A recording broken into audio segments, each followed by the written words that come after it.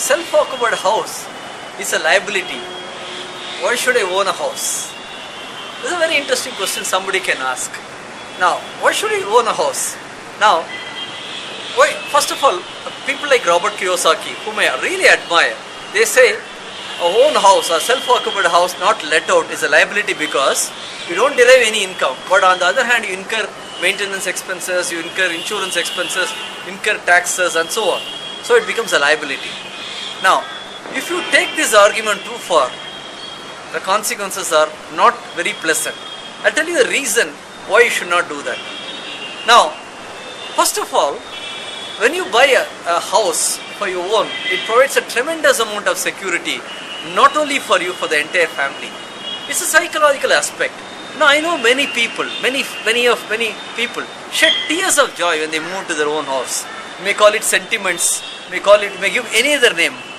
It's okay, but please understand, we are not emotionless creatures. We are full of emotions, and human being will have emotions. There is no escapism from that. There are positive emotions and negative emotion. In my opinion, it's a positive emotion. 2. Now, let's say you move into a house paying a large EMI to begin with. Now what happens is, initially you struggle, but your mind is so uncanny, it gives you a method of either generating additional income or reducing your expense. Somehow you manage. Number 1. Number 2, over a period of time, what happens to you is that your income increases, inflation goes up for whatever reasons, the EMI looks small after some time. 2. 3, after some time, after maybe 20 years, 30 years, you repay, you're free. Now, you not only don't pay the EMI, but you don't pay rent to anybody. The house is your own. So that's tremendous advantage. Don't ignore that. The third point I would like to tell you is that, now, all said and done, let's understand one thing, that any property goes up over a period of time. After 30 years, after 40 years, the value goes up substantially. Now, maybe when you bought, it was about, let's say, 100,000 rupees. Now, the value has gone up to maybe 10 million rupees over a period of 30 years. And now you didn't take any efforts. Instead of paying a rent, maybe you paid slightly more. Now your wonderful property worth 10 million rupees. Now, how do you like all these things?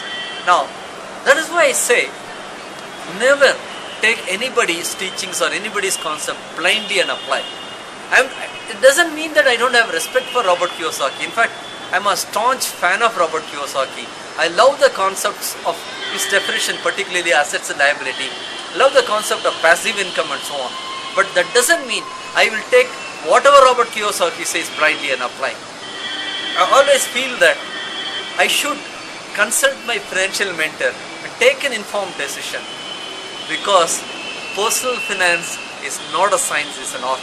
Let us remember that, and let us also respect people like Robert Kiyosaki, because they are giving us wonderful concepts. Because but for them, we would have squandered away a lot of money. They put many things in perspective, but we can't apply everything what they say blindly. Let's consult our mentor and benefit in our personal finance. Enjoy yourself. Thank you very much. Thank you very much.